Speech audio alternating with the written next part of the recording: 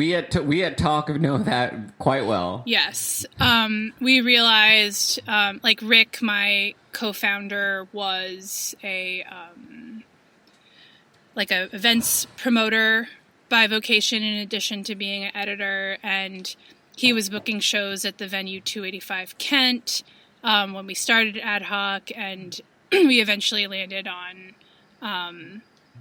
this formula, which was that we put on events, and then we put out a publication, and the events kind of funded the publication advertised the events.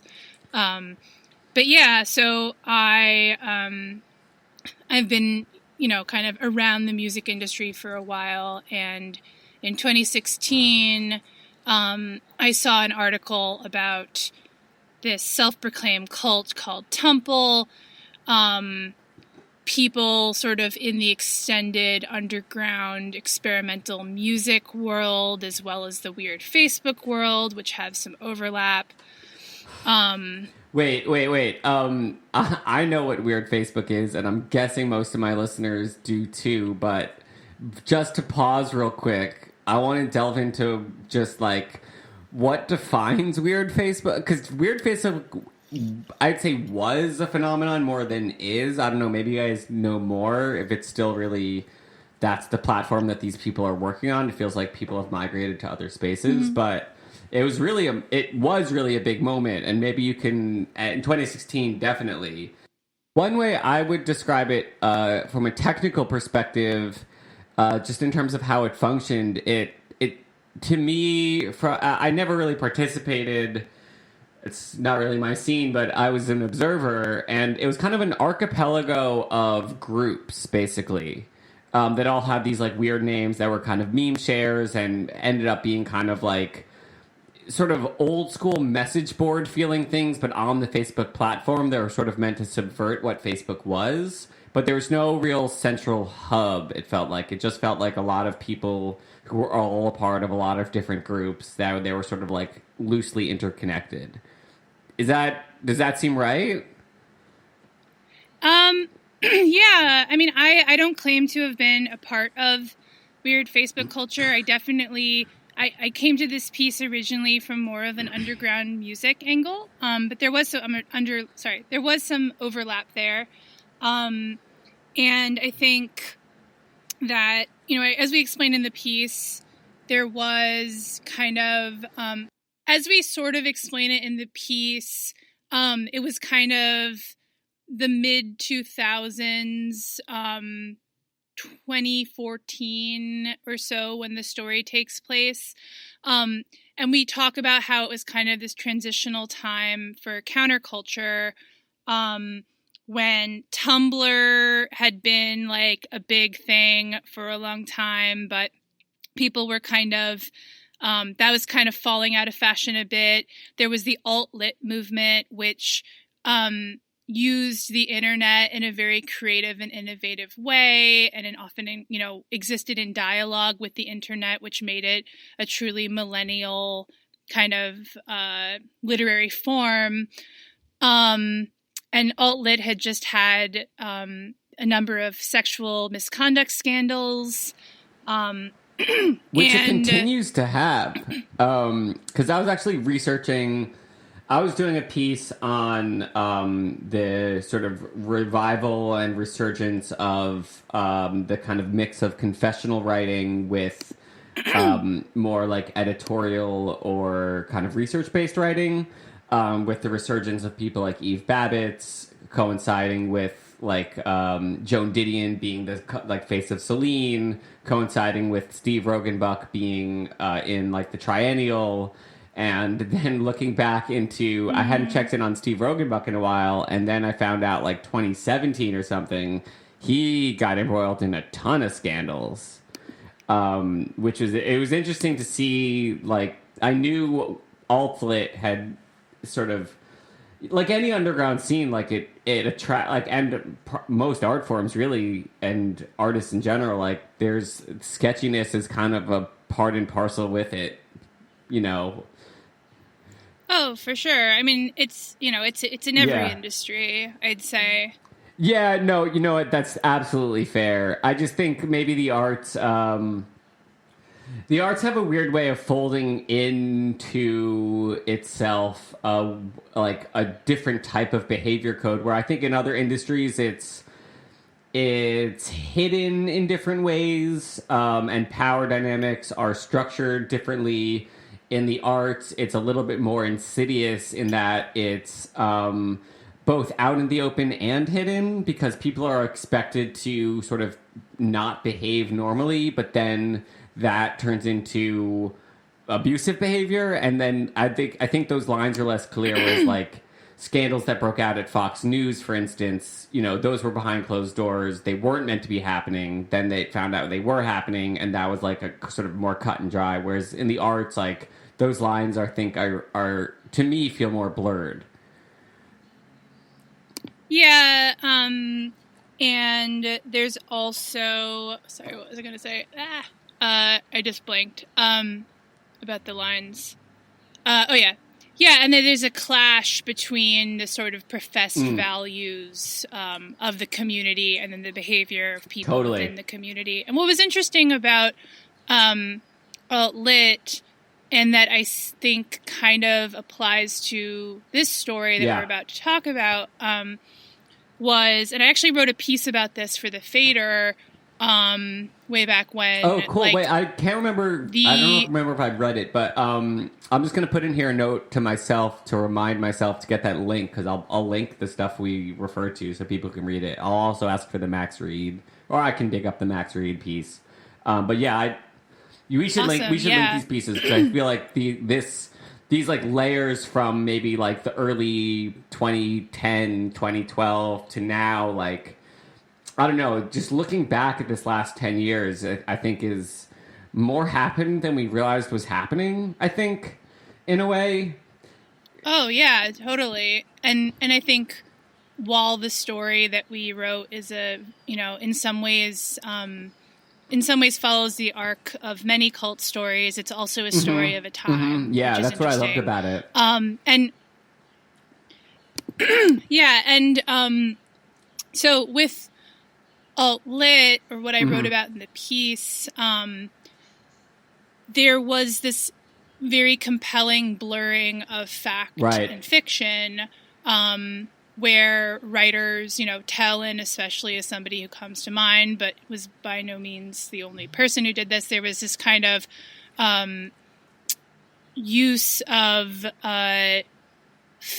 nonfiction writing in a fictional context, or autobiographical writing in a fictional context, where you cannot really tell what the line is between a person telling the story of their life and kind of, or it's told in a fictional type format or reads more like fiction, and there's this sort of blurring where I don't know. What the alt-lit movement sort of fostered was this confessional writing style that bled over into how people were using the internet. I edited a piece recently for Vice. It was on a different topic, but it was talking about how the classic archetype of how millennials use the internet is like the long confessional Facebook status, and which I still see all the time. You do? I feel like we've all abandoned Facebook as anything but like very functional, and those things have migrated. I mean, I agree, but I'm in some pretty deep, like, underground music circles on Facebook, and like, I'm Facebook friends with people who are in like the noise music community, and a lot of those people are a bit older, and I'll see a lot of long confessional. And also on Instagram, I'll see people doing these sorts of I've seen that migrate to Instagram stories, like in a big, like where that used to live on Facebook. And this is an interesting, I think is an interesting lead into what you guys were writing about.